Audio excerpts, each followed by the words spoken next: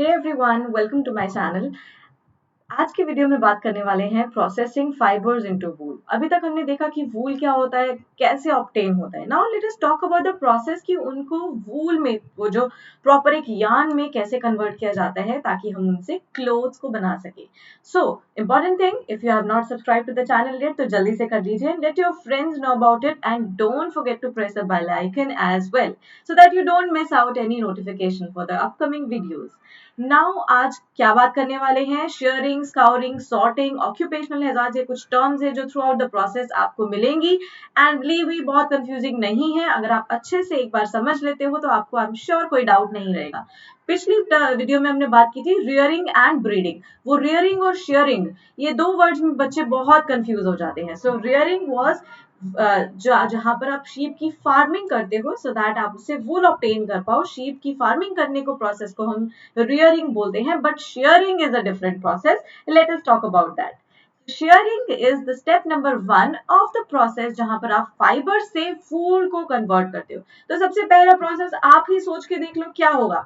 अगर आप सबसे पहला प्रोसेस तो यही होगा that you have to remove the fleece of the sheep, right जो उसके शीप का जो ऊपर थिन लेयर है स्किन का, जो फाइन लेयर है जो हमें चाहिए वूल को बनाने के लिए, सबसे पहला प्रोसेस क्या होगा। जैसे आपको दिख रहा है ये शेफर्ड है, रिमूव कर रहा है इस फ्लीस को। सो इस removing of this fleece, fleece is what, the thick layer of coat, thick layer of जो वूल का कोट है जो इनकी बॉडी के ऊपर है, हेयरी फाइबर्स, उनको क्या कहा जाता है, फ्लीस। इसको रिमूव करने की प्रोसेस को we call it shearing. So now don't get confused in rearing and shearing. Rearing is the farming जहां पर sheep को टेक केयर किया जाता है, उनका वूल को ऑब्टेन करने के लिए उनकी फार्मिंग की जाती है। But sharing is when the sheep is fully that thick layer of fleece is fully grown। तो अब आपको पता है शीप की जो फ्लीस है वो रेडी है। now it is the time to shave off। तो इस प्रोसेस को कहा जाता है shearing। this is the step number 1। अब आपने खुद सोचिए, आपको फ्लीस तो मिल गया, अब वो क्या इतना बहुत ज्यादा प्योर होगा? नहीं, राइट। तो उसमें से जो डर्ट है, जो ग्रीस है, जो डस्ट है, उसको आपने रिमूव करना होगा क्योंकि उस हेयरी फाइबर्स के अंदर तो भाई डस्ट भी तो ट्रैप होती है। सो इस तरीके का जो वूल ऑब्टेन हुआ, आपको दिख रहा है कितना थिक लेयर होता है उस वूल का, इसके अंदर there must have been dust, right. Dust trap हो चुकी होगी, कुछ डर्ट होगा, कुछ ग्रीस होगा, तो उसको बेसिकली क्या किया जाएगा, वॉश किया जाएगा। तो ये प्रोसेस जहां पर उसको वॉश किया जाता है, रिमूव किया जाता है उसको, उसमें से डर्ट को, डस्ट को, this is process is called scouring. इस प्रोसेस को स्काउरिंग बोला जाता है। और जनरली पहले तो मैनुअली किया जाता था, तो बड़े बड़े टैंक्स में मैनुअली किया जाता था, बट आजकल ये मशीन से ही किया जाता है। So it is generally done with the help of machines, क्योंकि बहुत लार्ज क्वांटिटीज में वो फ्लीस को कलेक्ट किया जाता है एंड देन बड़े बड़े टैंक्स में उसको वॉश किया जाता है। So this is the step number 2 of this process. Now comes the sorting. अब ये सॉर्टिंग क्या है? सॉर्ट करने का मतलब ही होता है कि कोई एक जैसे चीजों को इकट्ठा किया जाए। फॉर एग्जाम्पल, अगर आपके पास कुछ अलग अलग मार्बल्स हैं, कुछ उसमें से रेड है, कुछ ब्लैक है, कुछ ब्लू है, अगर मैं आपको बोलूं कि you have to sort these marbles, तो आप क्या करोगे, एक जैसे कलर के मार्बल्स को, ब्लू मार्बल्स को एक तरफ कर देंगे, ब्लैक मार्बल्स को एक तरफ कर देंगे, रेड मार्बल्स को एक तरफ कर देंगे, right. So what we have done, we have sorted out the marbles according to their colour. तो सिमिलरली यहाँ पर तो कलर की बात नहीं हो रही, यहाँ पर किस बेसिस पे सॉर्टिंग होगा? So the basis is according to their textures. अब हेयर के फाइबर्स कुछ होते होंगे बड़े बड़े फाइबर्स, कुछ थोड़े छोटे फाइबर्स रह जाते होंगे वूल के। सो बेसिकली जो एक जैसे टेक्सचर के फाइबर्स है उनको सॉर्ट किया जाता है, उनको अलग किया जाता है। अब if there are long fibres तो उनको एक साथ ले लिया जाता है, शॉर्ट फाइबर्स है तो उनको एक साथ कर लिया जाता है। So this is what sorting. आपने पहले फ्लीस को ऑब्टेन किया, देन उसके बाद वॉश किया, राइट। उसके बाद नेक्स्ट स्टेप में हमने उसको सॉर्ट कर दिया। Now comes the step number 4 where we remove the burr. अब बुर क्या होता है? बुर या बर, आप इसको जैसे भी प्रोनाउंस कीजिए। बुर में क्या होता है? ये वो फाइबर्स होते हैं वो जो बहुत छोटे छोटे से होते हैं एंड उनको सेपरेट कर दिया जाता है, राइट। प्रॉपरली सेपरेट किया जाता है। कुछ जो छोटे फाइबर्स होते हैं उसको, बुर को आपने देखा होगा आपके स्वेटर्स में भी कुछ बुर आ जाती है उन फाइबर्स की वूल के ऊपर, राइट। इस तरीके के फाइबर्स जो अभी हमारे काम के नहीं है एंड जो हमें लॉन्ग फाइबर्स को एक तरफ करके एंड वो उसको बुर को सेपरेट कर लिया जाता है, सो दैट उन लॉन्ग फाइबर्स का तो हम वो क्लीन हो चुके हैं, उनसे तो एक यार्न बनाने के लिए दैट इज रेडी। तो उसमें से जो अनवांटेड ये बुर है, इसको रिमूव कर दिया जाता है, which is the step number 4 where we remove these small fibres, right. Now comes the step number 5 which is colouring of the wool fibre. अब कलर क्यों किया जाता है? आपको पता है शीप के कलर्स क्या है, बेसिकली व्हाइट कलर में ब्राउन इसी कलर की मिलती है या ब्लैक, राइट। अब अगर एक ही तरह की वूल हो जाएगी, ब्लैक ही मिल रहा है, व्हाइट ही मिल रहा है, तो बहुत बोरिंग हो जाएगा, है ना। Our world is full of colours, हमें वाइब्रेंट कलर्स बहुत अच्छे लगते हैं। तो यहाँ पर काम आता है डाइंग का।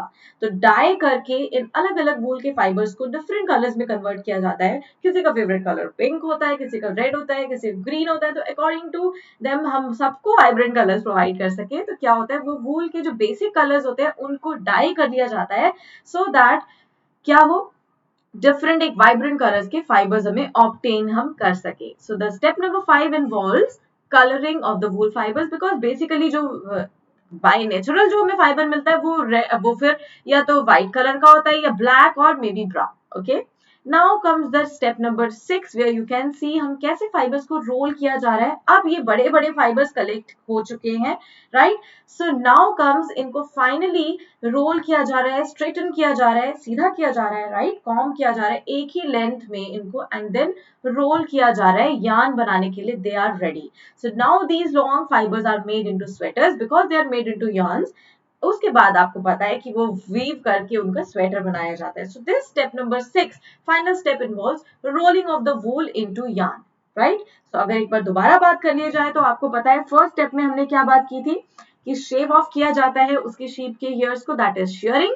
उसके बाद जो आपने फ्लीस कलेक्ट कर दिया गया उसको वॉश किया जाता है बड़े बड़े टैंक्स में, ताकि उसमें से रिमूव हो जाए dust and dirt, that is what, yes that is scouring. उसके बाद सॉर्टिंग होता है, जो छोटे छोटे फाइबर्स होते हैं उनको अलग कर लिया जाता है।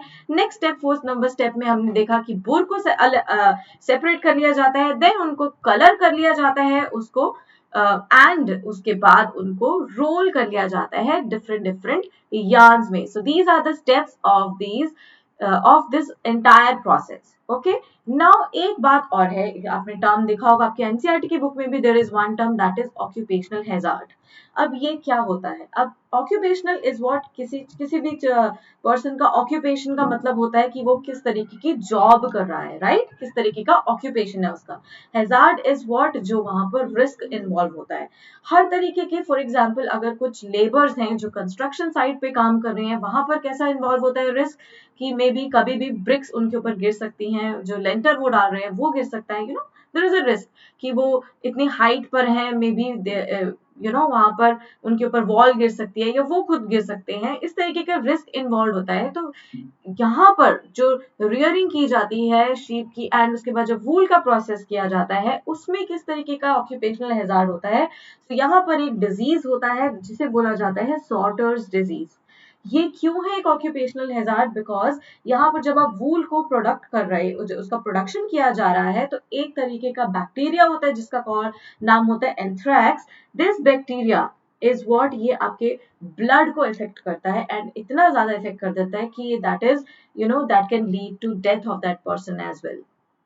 So this occupational hazard is, ये डिजीज होता है जिसको कहते हैं सॉर्टर्स डिजीज। ये वो ऑक्यूपेशनल हैजार्ड है जो लोग प्रोडक्शन ऑफ वूल इस ऑक्यूपेशन में होते हैं कि वो वूल की प्रोडक्शन में हेल्प करते हैं, राइट। वहां पर ये उनके साथ रिस्क बना रहता है कि एक तरह का अगर बैक्टीरिया अगर उनकी स्किन में ट्रैप हो गया, तो वो बैक्टीरिया जो है उनके ब्लड को इफेक्ट करता है, that can eventually even lead to the death of that person. So this is occupational hazard. अगर आपसे पूछा जाए कि ऑक्यूपेशनल हैजार्ड वूल से की प्रोडक्शन में जो लोग एसोसिएटेड है उनके लिए ऑक्यूपेशनल हैजार्ड कौन सा है, so that name is sorters disease. और वो बैक्टीरिया क्या है जो इसको इफेक्ट करता है, दैट इज एंथ्रैक्स। और ऑक्यूपेशनल हैजार्ड अगर पूछा जाए क्या होता है, तो ऑक्यूपेशन से रिलेटेड जो भी रिस्क होते हैं that can be fatal to, इस तरीके का कि वो आपके इवेंचुअली डेथ को भी हो सकता है उससे। तो उस तरीके के हम उसको बोलते हैं ऑक्यूपेशनल हैजार्ड।